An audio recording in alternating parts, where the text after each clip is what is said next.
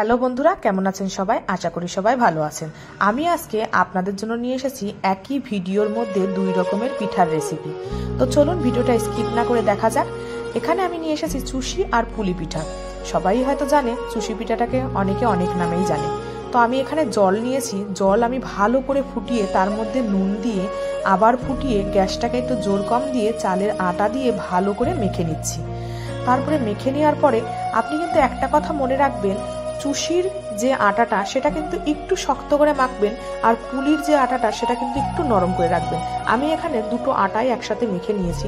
মেখে নেওয়ার পরে দেখুন আমি এখানে নিজের হাতের সাহায্যে প্রথমে লম্বা করে নিচ্ছি, তারপরে ধীরে ধীরে সেইগুলো ছোট ছোট করে কাটতে থাকবো।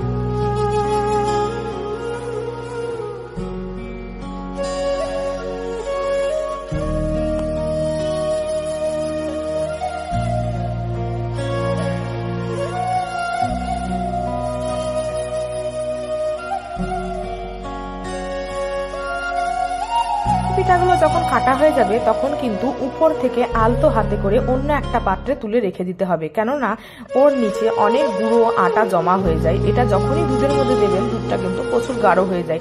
সেই জন্য চুষিগুলো আলাদা করে তুলে রেখে অন্য জায়গায় হাওয়াতে কিছু সময়ের জন্য রেখে দেবেন।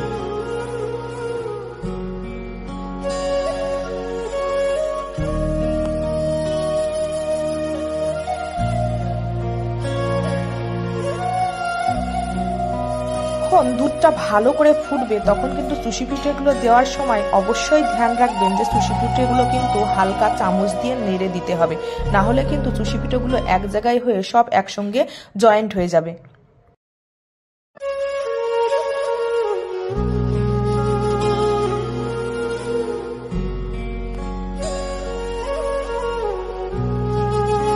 দুধের মধ্যে চুষি পিঠেগুলো দেওয়ার পরে যখন দুধ টকবক করে ফুটবে তখন দেখবেন চুষি পিঠেগুলো কি সুন্দরভাবে আলাদা আলাদা ভাবে রয়েছে। চুষি পিঠে যদি আপনি এইভাবে কাটেন তাহলে কিন্তু কোনো সময় চুষি পিঠেগুলো একটা আর একটার সঙ্গে লেগে যাবে না। দেখুন এখানে চুষি পিঠেগুলো খুব সুন্দরভাবে সিদ্ধ হয়ে গেছে।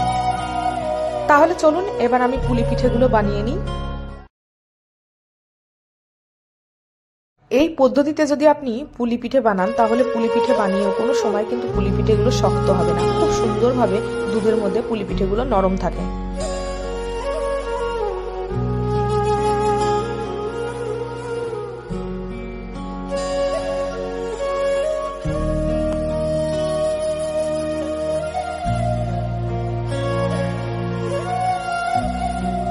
আমি এখানে আপনাকে 2 থেকে 3 রকমের পুলি পিঠের ডিজাইন দেখিয়ে দিচ্ছি। খুব সহজ ডিজাইনগুলো আপনারা অবশ্যই বাড়িতে তৈরি করে দেখবেন।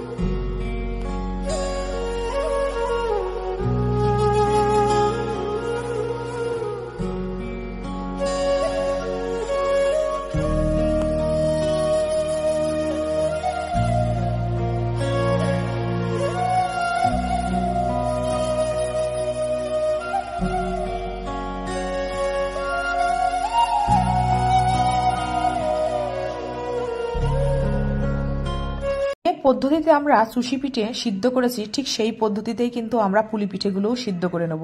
এখানে আমি লাস্টের দিকে সুশি আর পুলিটা একসঙ্গে সিদ্ধ করে নিয়েছি, কেননা যেহেতু পুলি পিঠাগুলো একটু একলা একলা মনে হবে, সেই জন্য আমি সুশি পিঠাগুলোও পুলি পিঠার মধ্যে দিয়ে সিদ্ধ করেছি। তো ভিডিওটা ভালো লাগলে অবশ্যই লাইক কমেন্ট করবেন আর চ্যানেলটা সাবস্ক্রাইব করবেন। ভিডিওটা দেখার জন্য আপনাদের অসংখ্য ধন্যবাদ।